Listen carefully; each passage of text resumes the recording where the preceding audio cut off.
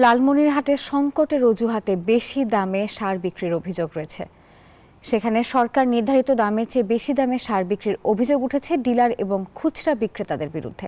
এতে দিশেহারা হয়ে পড়ছেন আলু ও ভুট্টা চাষিরা।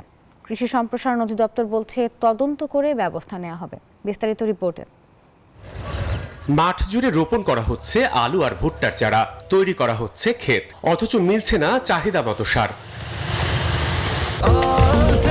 স্বাস্থ্যকর অল টাইম হানিকম, সব সময় all time healthy life. TSP, DAP ও এমওপি সার বেশি দামে বিক্রির অভিযোগ উঠেছে বেসরকারি আমদানিকারক, ব্যবসায়ী এবং ডিলারদের বিরুদ্ধে। কৃষকরা বলছেন সরকার নির্ধারিত দামের চেয়ে 50 কেজি ওজনের প্রতি বস্তায় 300 থেকে 500 টাকা বেশি দামেই মিলছে সার।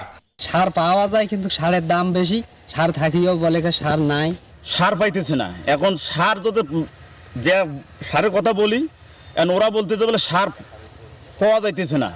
এখন সার যদি 1200 টাকা সার যদি 1400 টাকা দাম, তাইলে কি কিন্তু সার বাইরে হয়ে আসে। সার আছে আমাদের দিচ্ছি না, ওরা সব সার ভ্যানে ভ্যানে দোকানে বিক্রি করতেছে। সার তো বর্তমান যেভাবে মার্কেট দাম হচ্ছে সব সিন্ডিকেটের মাধ্যমে। সরকার অনুমোদিত এই ডিলাররা সরকারি নির্দেশনা না মানায় দেখা দিয়েছে সারের কৃত্রিম সংকট। এর নেতিবাচক প্রভাব পড়ছে কৃষিতে, যদিও কৃষি সম্প্রসারণ অধিদপ্তর বলছে অতিরিক্ত দাম নেয়ার বিষয়টি খতিয়ে দেখা হচ্ছে।